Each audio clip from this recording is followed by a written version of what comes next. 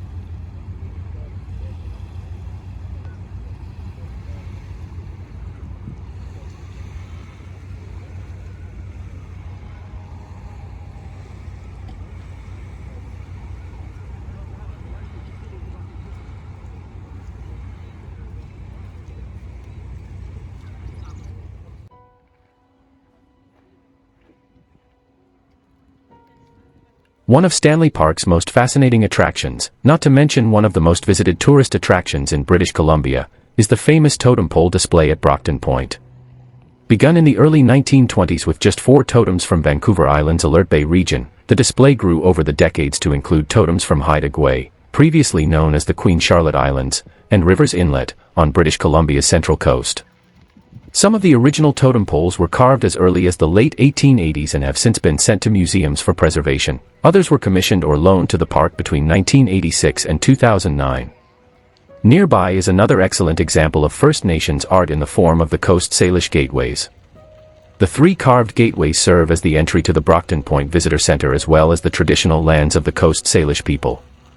They were created by Susan Point, a Coast Salish artist, and fashioned after a traditional architecture style. The Brockton Point Lighthouse can be seen from various points along the seawall, but it is the views offered from the point that are truly some of the best in the park. Look out onto Burrard Inlet and the Lions Gate Bridge, or just watch cruise ships slip past. This historic building has been standing since 1914. Beware of the nearby 9 o'clock gun, which is fired, safely and electronically at 9 p.m. each night. Despite warning lights, it's been known to startle a few. The gun was delivered from England in 1894 and was used by mariners to set chronometers and warn fishers of closings. One of the seawall's quirkiest sights and a worthwhile stop is a stone statue of a girl in a wetsuit floating in the water. The life-sized statue is situated atop a large boulder, so when the tide is high it almost looks as if she is floating in the water.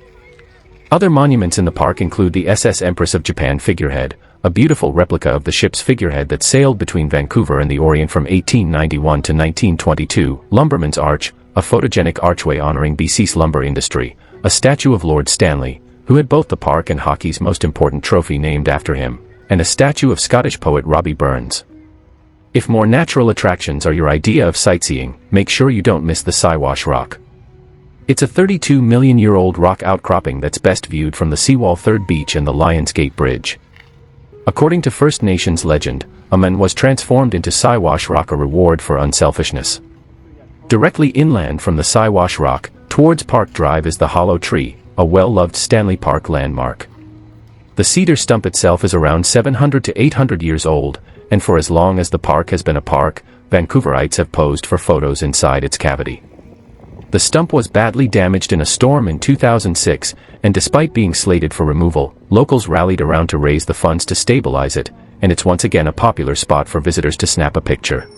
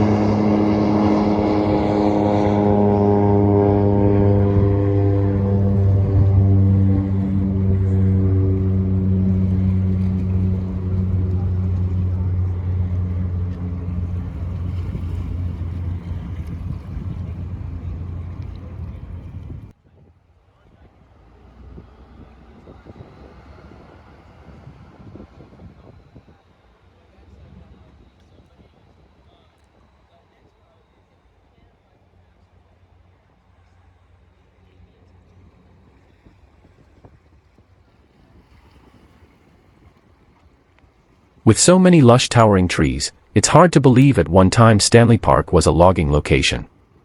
Before it was a park, the site was logged from 1860 to 1880. At the tip of Stanley Park is Brockton Point. Here there was to be a sawmill built. The land was cleared for the sawmill, but it was never built. Instead, today you will find the Brockton Point Lighthouse. Many people do not know that the trails throughout Stanley Park were once the original logging skid roads.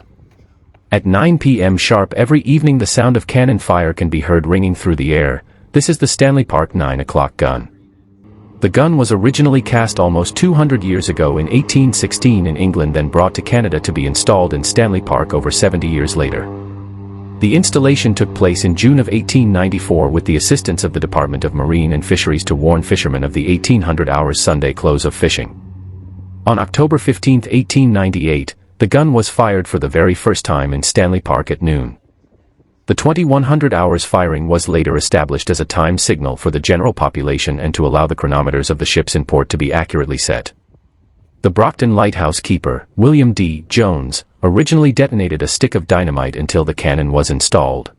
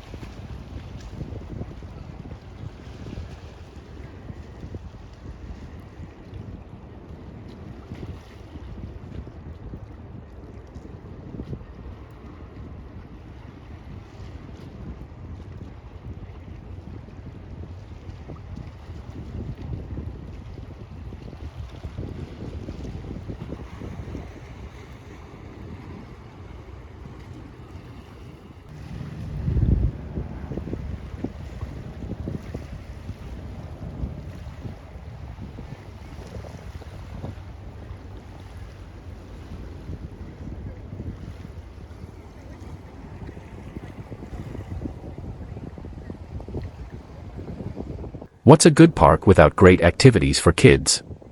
Stanley Park is known as the home of the Vancouver Aquarium, but it also has numerous other attractions to keep the whole family busy for part or all of the day. Visitors can thank Typhoon Frida for the Stanley Park Miniature Railway. The 1964 storm cleared a near-perfect train route and, shortly after, a 20-inch gauge track was placed in the park. Now more than 200,000 visitors ride the train each year, winding through more than 2 kilometers of trestles, tunnels, and beautiful park scenery. There are 3 sets of cars, including one fashioned after the historic 19th century Canadian Pacific Railway No. 374. The train runs through the summer, as well as special events such as the Halloween Ghost Train and the Bright Nights Train in December for the holiday season. For those wanting a ride on something dating back even further than the locomotive, the park offers Stanley Park horse-drawn tours from March through October. The 1-hour tours are relaxing and educational as passengers learn about the park and its surroundings with a route that takes in many of the more popular spots. If you want to make things even simpler, spend a day relaxing in the park with a blanket and a picnic basket, or at a barbecue and a picnic table. There are 3 designated picnic spots in Stanley Park and all can be reserved for large parties. Believe it or not, Stanley Park is the perfect place for education. The Stanley Park Ecology Society promotes awareness of and respect for the natural world and plays a leadership role in the stewardship of the park through collaborative initiatives in education, research, and conservation. There are many fun programs for all ages to take part in, so make time to stop by when visiting. Of course, if you want to just relax while the little ones blow off steam, there are several playgrounds in the park, including the city's first. The playground at Separately Meadow near Second Beach was built in the 1920s and features a seafaring theme. There are also playgrounds near Lumberman's Arch and the Stanley Park Pavilion. And Stanley Park is a great place for kids to splash around in the summer.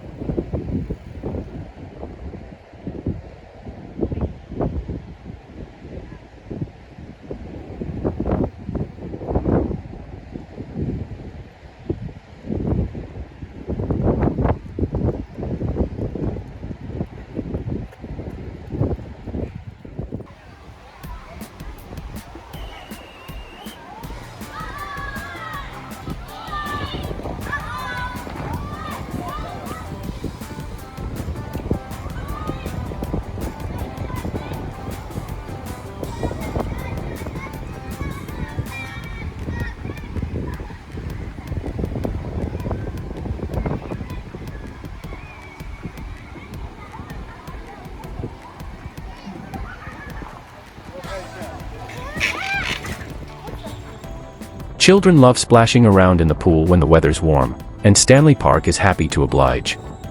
Beyond the beach options, the park offers a large outdoor pool and a super fun water park. The second beach pool is right on the beach and has the advantage of being heated, even though it's outdoors. Talk about having the best of both worlds. There is a water slide and other interesting features for the kids and a lap lane for those looking to get in a little exercise on their vacation. The pool was built in 1995 to replace draw-and-fill oceanside pools that would use the currents to take in salt water once a week. Second Beach Pool is a Vancouver Parks Board facility and is open from Victoria Day at the end of May through Labor Day at the beginning of September. When play is the primary goal, the Variety Kids Water Park is the answer, and it's free. It is one of Vancouver's largest outdoor water parks. Think giant water cannons mounted on the ground.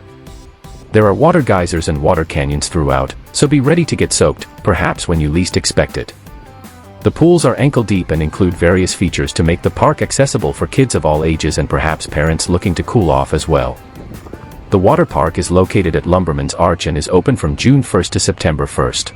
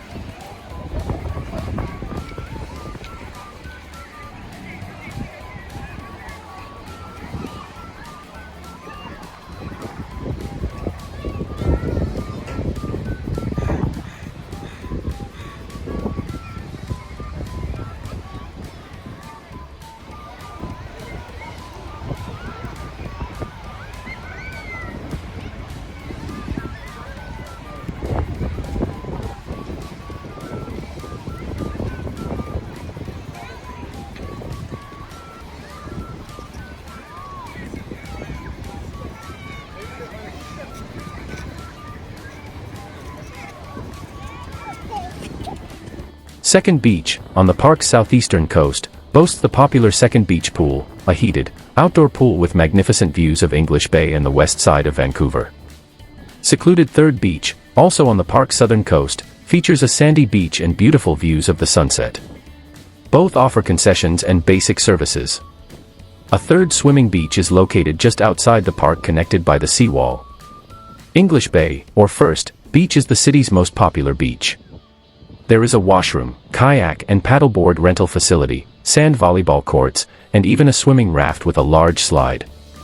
In addition to these swimmable beaches and a natural water pool, Stanley Park also has many naturally rocky beach areas that are only accessible during low tide.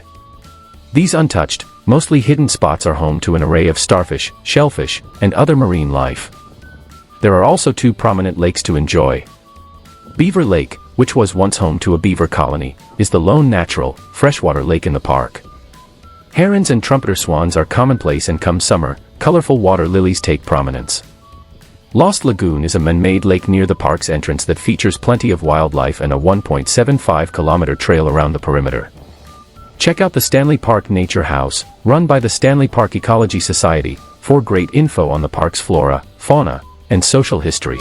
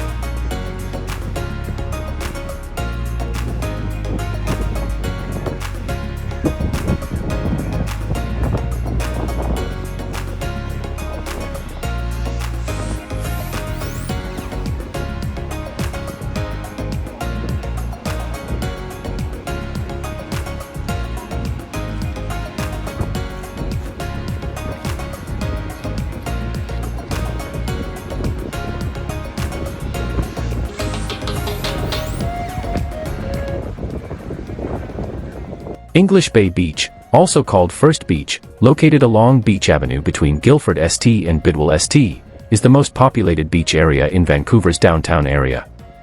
The Stanley Park Seawall, a popular running and biking route, runs along the east side of the beach.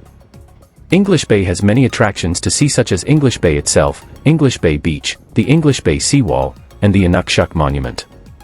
There are many activities that you can do, from walking on the English Bay Seawall, lying on the beach, swimming in the ocean, to sitting on one of the many benches to enjoy the view. English Bay is also host to some of Vancouver's largest events, such as the Celebration of Light Fireworks and Festival and the Polar Bear Swim. There are many restaurants, bars, and concession stands such as the Cactus Club Cafe and concession right on the beach. There are many restaurants/bars/cafes within a few blocks of English Bay. You can also enjoy normal beach activities such as swimming, lying in the sun, and volleyball. The English Bay bath house holds change rooms, washrooms, and lifeguard facilities. It is located directly in front of English Bay Beach. Each summer at the end of July/beginning of August, there are 3 nights of music-synchronized fireworks displays at English Bay. During the day there is an associated festival at Separately Park in Stanley Park with live music, food, and beer gardens. Amaze ing laughter is a series of giant men in various states of laughter. It makes everyone who sees it smile. It is popular to take your photo with these friendly giants.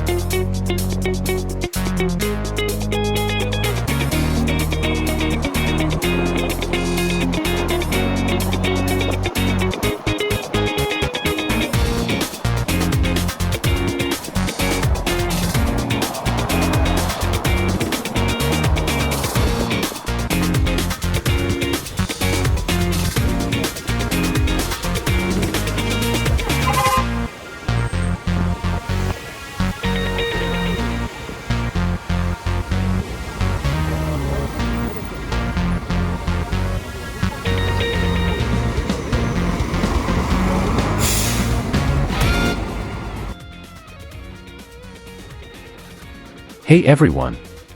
So, if you're in Vancouver or planning a visit, you have to check out Stanley Park. It's like stepping into a natural paradise right in the middle of the city. Whether you're biking or walking along the seawall with those amazing ocean and mountain views, or wandering through the forested trails, it's just stunning. And don't forget to check out the totem poles, they're super cool and give you a taste of local history. You'll probably spot some wildlife, too. I mean, where else can you be this close to nature while still in a major city? Seriously, if you're looking for a peaceful escape or even just a beautiful spot to hang out, Stanley Park is the place to be. Trust me, you'll love it. Bye bye until the next video.